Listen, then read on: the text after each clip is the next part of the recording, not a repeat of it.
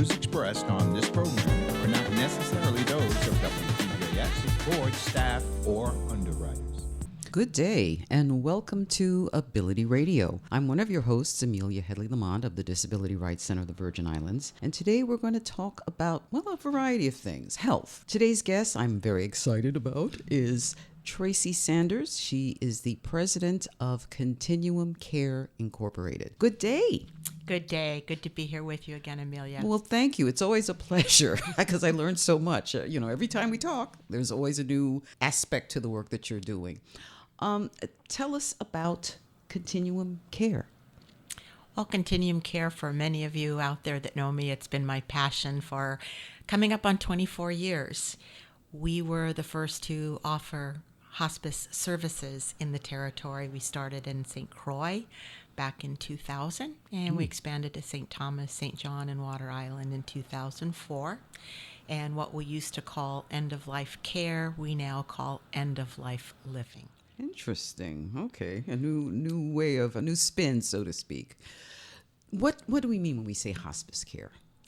Well, hospice is actually a term that's very old and very familiar with us. We think of hospital, hospitality, but it's actually a medieval term of where weary travelers would stay at the end of their travels. So that's how we got the word hospice. And here we talk about the journey of life. Being for hospice. Mm-hmm. Okay, that's interesting. And if an individual enters hospice care, does that mean automatically that their life will end at a certain period of time? Is that measured in any kind of way? There's no way to measure it. We are all so unique. Right. And you could have 3 or 4 individuals with the same diagnosis, but there's so many other variables. It's not just physical variables, but emotional and spiritual, social support, family support. And we really embrace all of that to help the individual. Okay, so as you say, it's the end of living phase, right, of a person's life. It is.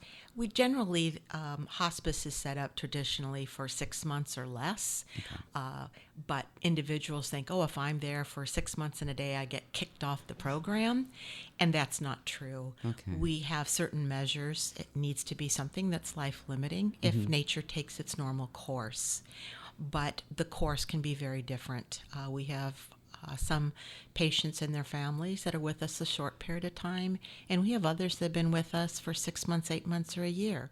They continue to decline, and we continue to provide the care that we do for them. Okay, what kind of care? Can you give us a little more specifics as to what's offered? I really think the term holistic care fits here. Okay. We work under our medical director, who is a physician. We have a team of registered nurses, social work, counselor, nutritionists, and we have hospice aides that are bathing nurses. We have caregivers, and we have volunteers. So we develop a plan of care that's really based on what the individual and his or her support system wants to do. It's really respecting their wishes, and we can see them as much or as little as they like, and this changes as their needs change. That's awesome. Really, that's an awesome service. Now, the name of your organization is Continuum Care, and I was always curious as to what do we mean by that, Continuum?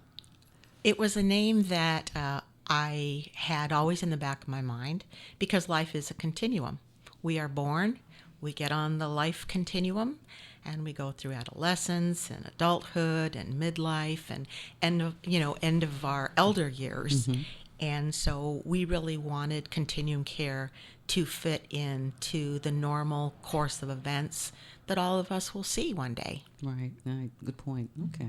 Well, let's talk more about what your organization does, Continuum Care. In addition to hospice care, there's some other features that your organization provides, correct? Yes. In 2016, we opened Continuum Care Home Health. And we went into durable medical equipment because we also saw the need in our community for individuals that needed a bed or a wheelchair, a walker, those kinds of things. And it's covered under Medicare and Medicaid. Also, a wonderful program that's been in our community, and we have been a participant in the last year, is through the Medicaid, which we call MAP, is a personal care attendant program, PCA program. And it's for individuals with the goal to keep them in their home. It's non-skilled. We talk about activities of daily living, and many at home who've been caregivers, and we know that's the hardest job in the world.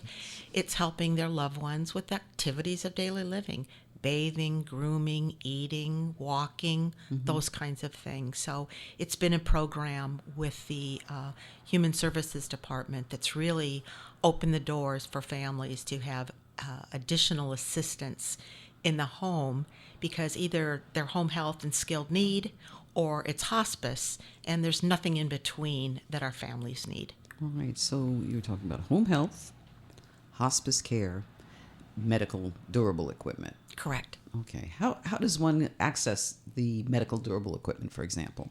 They can certainly give us a call and let us know what they need. We work very closely with our providers and our physicians because most of this under Medicare and Medicaid and insurances require a doctor's order. Right. They require some of the clinical notes to support the medical necessity for something. Right. And of course, there's that insurance piece. And we go ahead and make arrangements for delivery or pickup. We do the education, so individuals have the equipment at their home for as long as they need it. And then we also provide medical supplies. And on St. Croix, we also have what we call a retail store, because we know how expensive things are. Yes. Particularly when we're talking about underpads, which many call chucks, blue pads, and Depends, and other personal care items that are expensive. So we bring those in so community can come in and just purchase them for us in bulk, and it's a lot less expensive than trying to buy it from a regular retail store. Wow. Okay. Now, this store is available in St. Croix? Yes, on St. Croix. We're in La Grande Princess in the old National Guard building, right on the ground floor, so plenty of parking and disability parking as well for individuals that need extra help and support. And we can help bring things out to the car if need be. Okay. What about the other islands? On St. Thomas, we do have medical equipment over there. Okay. We have not enlarged the retail component over there, but from time to time, when individuals need them, we don't turn anybody away. All right. I can't imagine you would. So medical equipment, what kinds of medical equipment are we talking about? We're talking about hospital beds. They're called positional beds. They're semi-electric that can go up and down, the head up and down, the feet up and down. Air pads, that's like an air mattress, so that individuals that have skin problems can't reposition themselves in bed. It gives extra support to the skin and the body. Wheelchairs, walkers, rollators, of course, oxygen. Many in our community are oxygen dependent. Backup e-tanks. And if there's something that we don't have, we look to see if we can get it in. Medicare and Medicaid really have a whole laundry list of items that are available. So we want to be able to meet the needs of our community.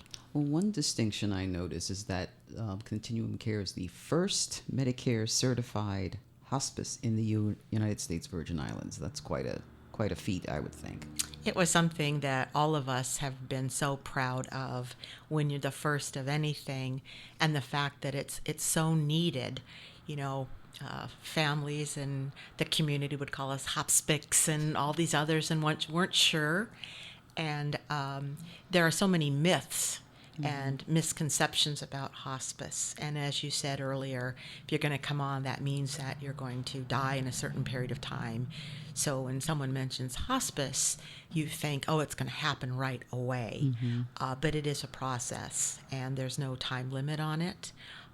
In the past, we used to think that it had to be a physician that would make the recommendation for hospice.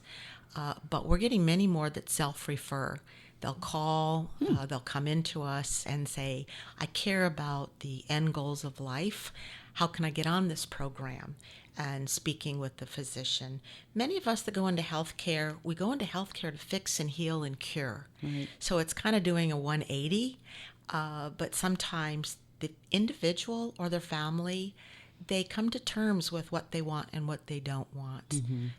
Being at home with their loved ones, surrounded by the sounds of their community, their family, the kids running up and down, the dogs barking, the boom boxes going. That's home, that's family. Right, and you're more relaxed in that environment, Exactly. I would think. Tell us a little bit about yourself. You are a nurse, correct? Yes, I've been a registered nurse, as we say, for donkey years. Originally from California. I went to a women's college, Mount St. Mary's College, got my bachelor's, and then I got my master's degree at UCLA in medical surgical oncology. I worked in the hospital in California. I was the director of nursing for just about a 400-bed hospital. It's where I met my husband, going on 35 years. Oh, congrats. And we just decided we want to do something different. I'd never thought I'd be in the Virgin Islands. We've lived on many of the Caribbean islands.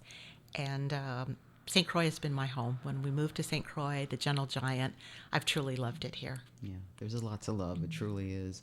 You recently was involved with a variety of trainings throughout the territory, having to do with grief and trauma. I'm not sure if it was connected to the holiday season. I guess in some respects it is. But can you tell us a little bit more about that? Let's say, we're coming upon the season, so to speak, the end of year. And what are some pointers that you'd like our audience to be mindful of? Well, when we take care of individuals as they approach end of life, and one of the things about Continuum Care, that when a loved one passes, we still embrace the family and the support system for a year and provide grief and loss support. And pre-COVID, we used to do grief and loss workshops across the territory. And as we know, COVID kind of put a kibosh on all of that. Right. And so we started receiving calls and wanted to do it again this year because the holidays can be a very difficult time. And we chose the holidays, but there's other very important times of the year.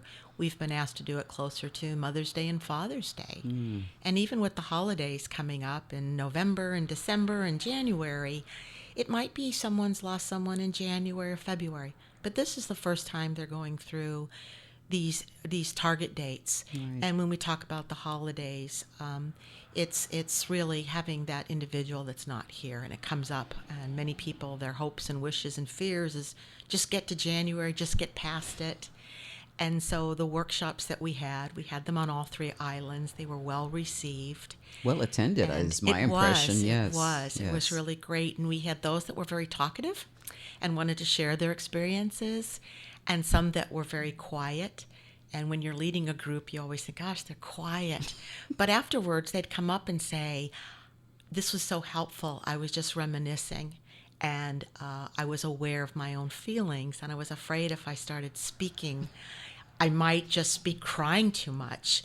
So I'm always so happy that I can provide this to the community. It's very moving for me. When you come together. And also the individuals that are there look around the room and realize these are people they know in their community. Right. And they're going through it with others. So they were able to share. And the end goal of the 2-hour workshop was coming up with a plan. What are your individual needs? How are we going to celebrate the life of someone who's not with us? How to say no for things that might be a little overwhelming Right. with all the expectations of getting through. How to be able to grieve and realize you're normal, what you're going through, and that grief has no time limit. Right. It takes as long as you need to get through it. Right. What was really interesting or really gratifying to me, because I did attend the St. Croix training session, was one of your staff members, Pastor Williams, I believe. Yes. He is a neighbor of where our office, the Disability Rights Center, is located. And I must say, he was the only neighbor who welcomed us with open arms when we first moved there. I think people were somewhat hesitant, not knowing what disability rights would involve, or maybe out of fear, what kind of crowd is going to be brought in. But it was great to see him and to see that he's doing some wonderful work with your organization. So that was as you say, community, yes, that was a definite, return to good times and feeling like you're part of a community. So, no, so that was a really good thing. This was also done in collaboration, I should say, with the AARP. So I also want to Hats off to AARP, Troy Schuster and Pamela Toussaint. They really pulled out everything to make this such a wonderful event. Over on St. Thomas and again over on St. John. And I didn't realize, but Troy Schuster let me know it was the first AARP workshop that had been done over on St. John.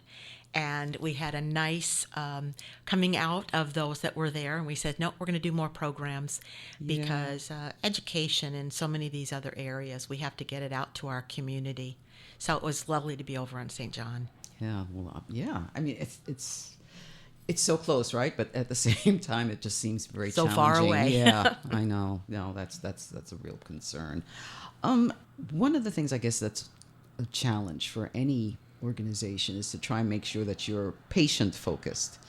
What kinds of things do you do to try and ensure that that indeed happens? Well, it's the nature of what we do, is patient focus. When we take care of any patient and his or her family and support system, this is what we call their care plan. So many times in healthcare, it's what the doctor says and what the nurses said. And this is what is most important to you becomes most important to us. And we start from that. You know, what are the wishes that you have that is most important to you? And that changes from person to person and family to family. And when you keep it patient and family centered, then it guides everything you do and the staff that you work with towards that. So all of us, whether you're the chaplain or the social worker or the bathing nurse, the RN, it's what are we doing for the family? And it's about them on their terms. Yeah, I think sometimes, sadly, sometimes the caregiver may have an overreach in that regard, you know? So it's always important to try to, like you say, focus on the caregiver. Focus on the patient and What's what their the needs patient, are. but also the caregiver, because we find that that caregiver is usually the one person in the family that everything falls on. True. You know, we talked about also our families that they'll say, oh, is our family normal? You know, and when you're under stress and particularly caring for a loved one, it brings out the best and worst in our families. Right. And we have to be able to address that and be very empathetic that they're going through something very special, very scary.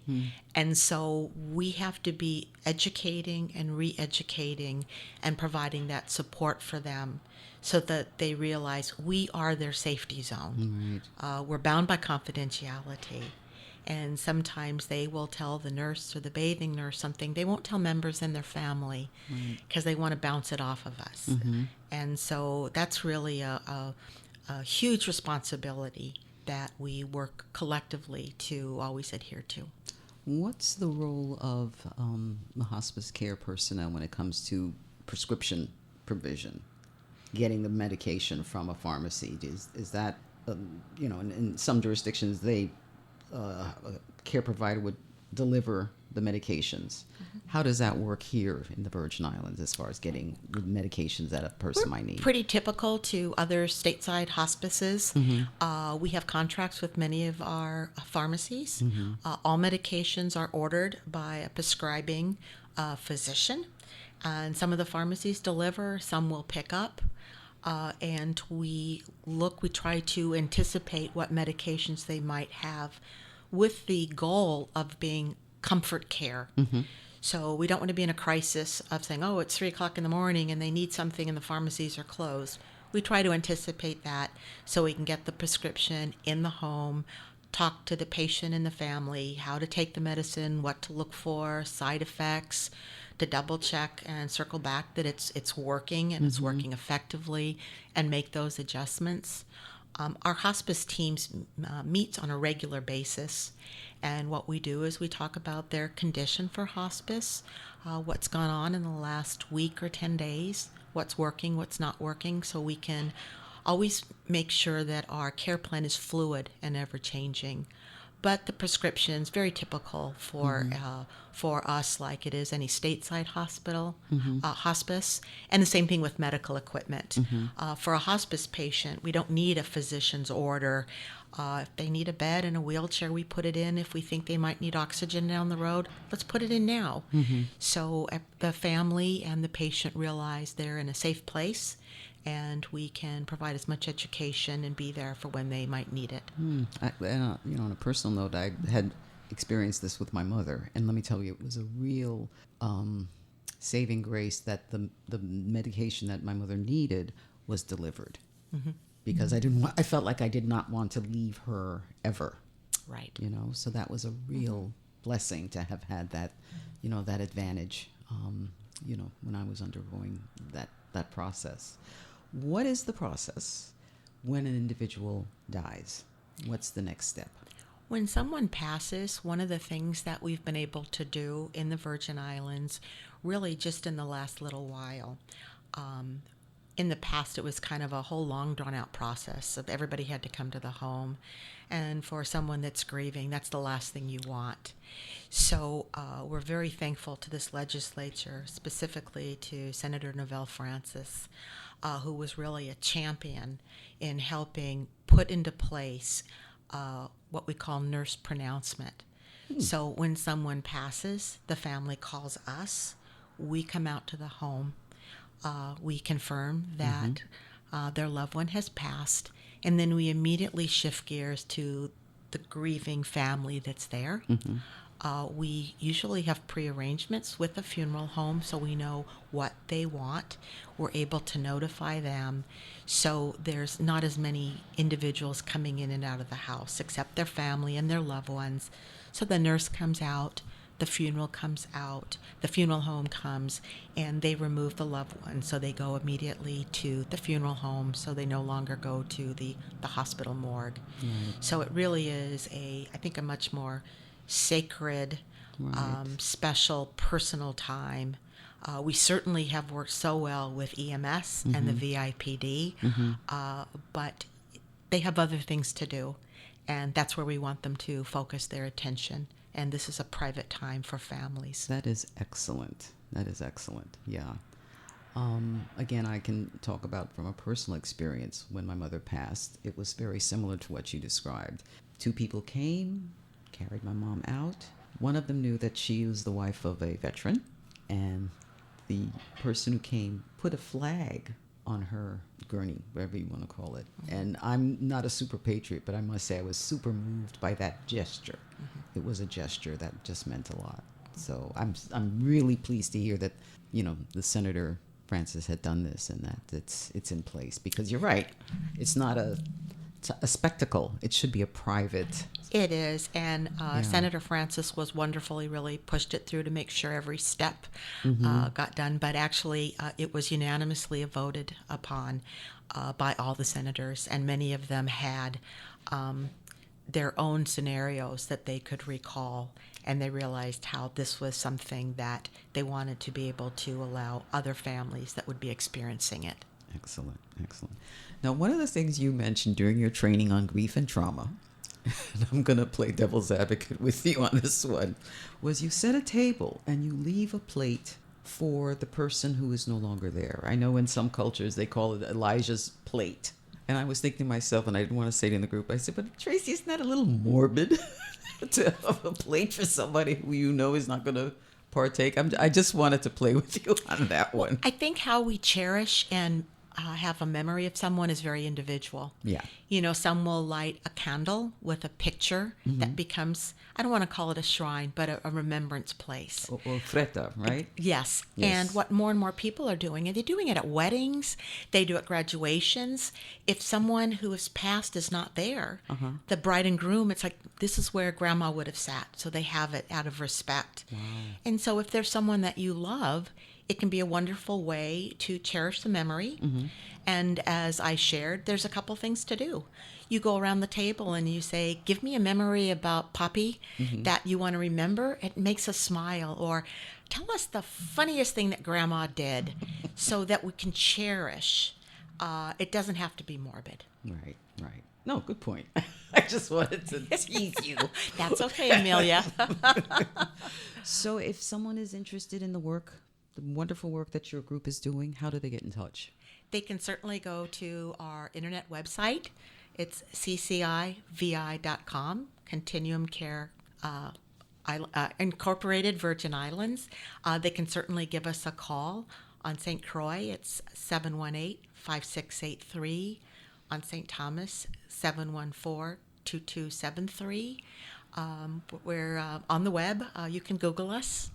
And even if you just have questions, sometimes it can be a very difficult call, but just to call and let us know what you're going through and let us help you navigate. There's a lot on your shoulders, but we really want to make it a smooth process and not as painful and scary that it can be for a lot of individuals. Well, I'm intrigued that you said that you could self-refer. Absolutely. That is a revelation right there. It truly is. So by that we mean you can call yourself. You don't have to wait for a doctor or a nurse to make the call for you or to give you a referral slip to get in touch with Continuum Care. Tracy Sanders, I want to thank you so much. You've given us a wealth of information today. Well, it's been my privilege and my honor, and this is my community as well, and I always want to be able to be here and meet those needs. Okay, well, all right. Let me ask you another question, because I'm told I have a little more time, which is always great. What do you see for the future of your organization? I see as the future palliative care. It's a 50-cent word, and people aren't quite sure what it means. But palliative care is when someone might have a chronic or terminal illness, but they're not under 6 months yet. Okay. So they're kind of floundering. And it's a program that's covered by Medicare and insurance.